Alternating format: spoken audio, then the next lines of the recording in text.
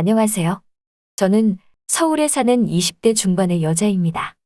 교통사고로 하늘에 별이 된 오빠의 그림자에서 벗어나지 못하고 또다시 얽혀서 생채기를 내게 된 저희 황당하고도 슬픈 사연 시작하겠습니다. 제가 고등학교 다닐 때였어요. 군대 갔던 오빠가 제 생일날 휴가를 나왔어요. 마침 시험 기간이라 도서관을 간다고 오빠 얼굴도 안 보고 갔는데 그날 오빠가 교통사고로 하늘나라로 갔습니다. 음주운전 차량에 치여서 응급실로 실려갔지만 하루를 넘기지 못하고 저 세상 사람이 되어버렸습니다. 저는 그날 오빠를 만나지 못한 것이, 오빠 얼굴을 보지 못한 것이 그렇게 후회될 수가 없었습니다. 그 이후로 아버지는 알코올 중독자가 되고 어머니는 화병으로 돌아가셨습니다. 한 가정이 음주운전 살인마로 인해 풍비박산이 난 것이지요.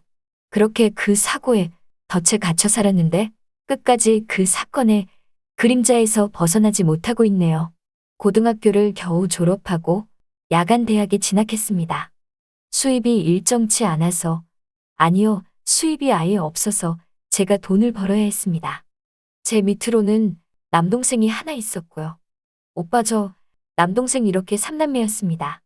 전문대를 졸업하고 취업 준비를 하면서 햄버거 전문점에서 아르바이트를 했습니다. 어느 날부터인가 매일 같은 시간에 에그불고기 햄버거 세트를 주문하는 손님이 있었습니다. 하얀 피부에 멋스런 남자였습니다. 그날도 그랬습니다. 에그불고기 세트를 주문한 그 506번 고객님, 주문하신 음식이 나왔습니다. 카운터로 와서 햄버거가 담긴 트레이를 가져가는 그가 더욱 눈에 띄었습니다. 미남자였고 순한 인상이었습니다. 빨려 들어갈 것 같은 호수 같은 눈을 가졌더군요. 밤 11시 매장 영업이 끝났습니다.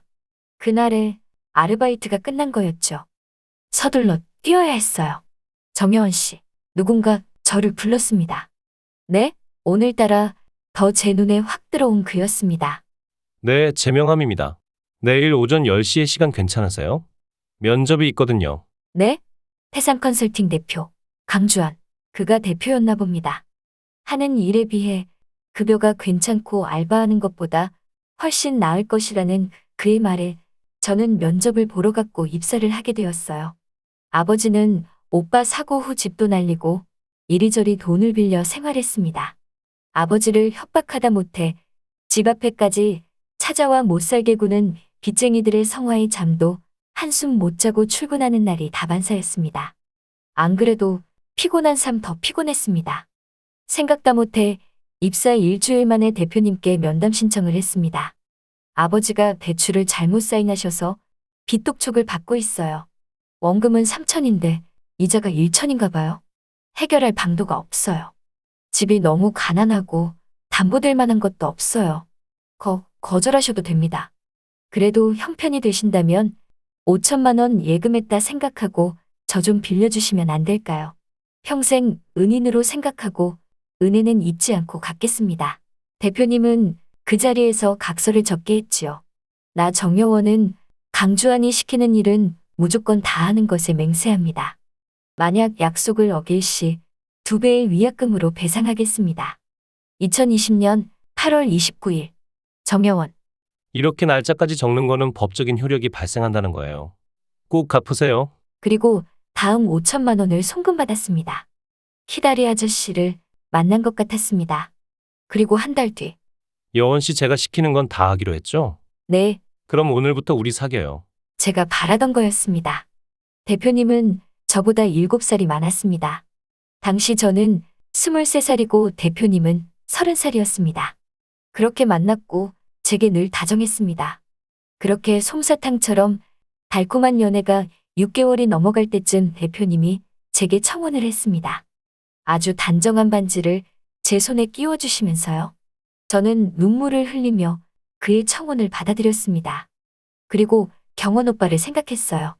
경원 오빠는 말년 휴가를 나왔고 집에 들러 저녁을 먹고 제일 친한 친구 지원 오빠를 만나러 갔습니다. 술을 달달하게 마시고 택시를 잡는다며 도로가에 서 있는데 웬 승용차가 돌진해 오더니만 오빠랑 지환 오빠를 치고 나무에 부딪혀 정지했나 보더라고요. 그 음주운전 살인마의 이름은 강수길이었습니다. 지환 오빠는 다행히 다리골절이었지만 저희 오빠는 장파열로 하루를 넘기지 못하고 사망하였습니다. 이것이 저희 집의 절대적인 비극이었습니다. 피고인에 대한 대법원 양형 기준의 권고 형량은 최대 징역 4년 6개월이며 2013년 음주운전 사망사고 피고인의 평균 형량은 징역 1년 6개월이다. 판사는 징역 7년을 선고하며 밝힌 양형 이유에서 양형 기준을 벗어나는 형을 정할 때 신중해야 한다. 업무상 주의 의무 위반 정도가 매우 중하고 결과도 참담하다. 음주에 따른 자제력 부족 정도로 치부하기에는 결과가 너무 중하다. 피고인의 행위와 그로 인한 중대한 결과에 대한 엄중한 형벌이 불가피하다. 그날의 판결문이었습니다. 7년이라니요? 저는 용서할 수가 없었습니다. 그리고 그 판결일로부터 6년 반이 흘렀습니다. 이제 그 살인마가 감옥에서 나올 차례입니다. 그가 어찌 사는지 저는 똑똑히 지켜보려고 합니다. 상견례 날짜를 잡고 저는 아버지랑 제 동생 승원이랑 이렇게 자리했습니다. 주한 씨 쪽은 어머니 한 분만 나오셨습니다. 어머님은 아주 좋은 분이셨어요. 다 저희가 편한 대로 좋을 대로 하라고 하셨고 행복하게 살면 된다고 하셨어요. 저희 쪽은 그리 할 말이 없어서 그냥 웃으며 앉아 있었습니다. 그리고 누구나 하는 절차대로 결혼식 날짜를 잡고 청첩장을 주문하고 신혼여행이랑 결혼사진을 찍었습니다. 모든 것이 만족스럽고 편했습니다. 제가 무슨 복이 있어 이런 남자를 만났나 싶을 정도였어요. 그리고 그 살인마의 출소일도 다가오고 있었습니다. 정확한 출소일을 확인한다고 교도소에 간이 모범수라서 출소일이 3개월 납당겨졌다는 쓰디쓴 말을 들었습니다. 주한 씨, 오빠라고 하라니까. 아이 몰라 오빠. 그래. 근데 아버님은 이혼하셔서 아예 연락도 안 하는 거야? 나 아버지 이야기하는 거 정말 싫어하거든. 이게 마지막이다. 앞으로 하지 마. 네, 우리는 알콩달콩하며 지냈고 결혼식을 열흘 정도 앞둔 어느 날이었습니다. 혹시나 하고 지환 오빠에게 모바일 청첩장을 보냈는데 보내고 몇 일 뒤에 연락이 온 것이에요. 차나 한잔 하자고 하길래 근처 커피숍으로 갔습니다. 여원아, 그 나쁜 놈 벌써 나온단다. 청명 교도소에 수감되어져 있는데 빨리 나오나 봐. 네, 모범수로 일찍 출소하나 봐요. 이번 주 일요일 12시에 같이 가볼래? 고개를 끄덕였습니다. 저도 가려고 했었거든요. 그리고 일요일 날 청명교도소로 갔습니다. 그날 저는 주한 씨에게 엄마랑 이불 보러 간다고 둘러댔습니다. 주한 씨도 친지분들에게 인사드리러 간다고 하더라고요. 청명교도소에 도착했는데 저는 제 눈을 의심했습니다. 몇 번이고 눈을 비비며 다시 보고 또 봤습니다. 분명 주한 씨였습니다. 교도소 앞에서 검정 봉투 하나를 들고 있었습니다. 저기 혹시 너 신랑 아니니? 오빠 조용히 해? 그래, 뭔가 이상하네. 정확히 12시가 되자 강수길로 보이는 남자가 모자를 눌러쓰고 고개를 숙인 채 교도소 문을 열고 나왔습니다. 강수길이 걸어 나오는 것을 보자 주한 씨가 천천히 다가가서는 두부를 건넸습니다. 이거 뭐지 강주한? 강수길 그럼? 여원아, 저 사람이야. 똑똑히 봐도 남의 인생을 좌지우지한 저런 사람의 말로를 봐야 해. 따라가 보자. 저는 몸이 부들부들 떨리는 것을 참으며 휴대폰을 찾아 주한 씨에게 전화를 했습니다. 여원아. 오빠 지금 어디예요? 이모님 댁에 왔어. 말씀은 드렸는데 청첩장도 직접 드리고 인사도 할 겸하고. 너랑 같이 왔어야 되는데 다음에 같이 인사하러 오자. 네, 목소리가 왜 그래? 아니에요. 전화 들어와서 끊어요. 그래. 지환 오빠가 주한 씨의 차를 따라간 곳이 예비시댁이었습니다. 기억해. 이제 집을 알아뒀으니 시간 날 때마다 와서 그놈이 뭐 하나 봐야겠다. 오빠 나 여기 좀 이따 갈 테니까 오빠 먼저 집에 가. 왜? 같이 있다가 같이 가자. 아니 오빠 먼저 좀 가줘. 내가 볼 일이 있어서 그래. 제가 심각하게 이야기하자 지환 오빠는 못 이긴 듯 저를 내려두고 떠났습니다. 그리고 심호흡을 하고 주한 씨 집 초인종을 눌렀습니다. 주한 씨가 놀라서 뛰어나왔습니다. 여원아, 이불은 다 봤어? 네, 그렇게 말하고 저는 집으로 들어갔습니다. 여원이 왔어? 네, 어머니. 강수길 씨는 흔적도 없고 주한 씨랑 어머니가 약간 긴장을 하고 있다는 느낌이 들었습니다. 저 다 알고 왔어요. 강수길 씨, 여원아, 내가 다 얘기할게. 대표님 저 가지고 노신 거예요? 제가 불쌍하고 거지 같고 그래서 가지고 노신 거예요? 이렇게 된 게 누구 때문인데요? 행복하냐고요? 불행하고 싶은 사람이 어디 있나요? 대표님은 알고 있었죠. 제 오빠 정경원인 것. 나한테 접근한 이유가 뭐예요? 여원아, 진정해. 그리고 미안해. 나 7년 전 그날 이후 잠을 제대로 못 잤어. 그리고 너희 가족들한테 항상 미안했었고, 그래서 늘 너를 따라다녔어. 마지막이 퀸즈 햄버거 집이었어. 널 도와주고 싶었는데, 너를 부자로 만들어주고 싶었어. 그래서 우리 회사에 취직시킨 거였고, 그런데 내 심장이 뛰는 걸 내가 어쩌지 못하겠더라고.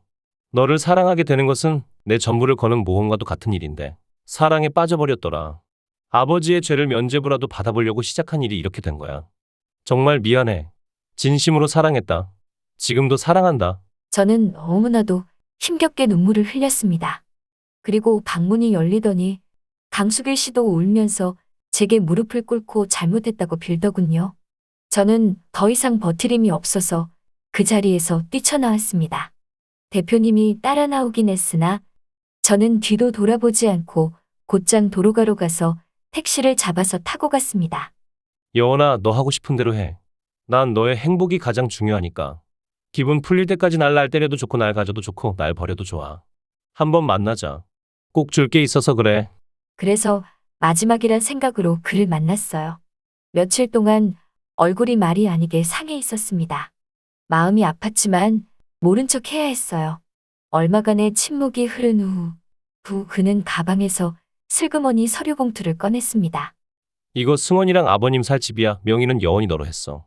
너 우리 집에 온 날 만나면 주려고 한 거였는데 이렇게 전달하게 되어 미안하네. 뭐예요?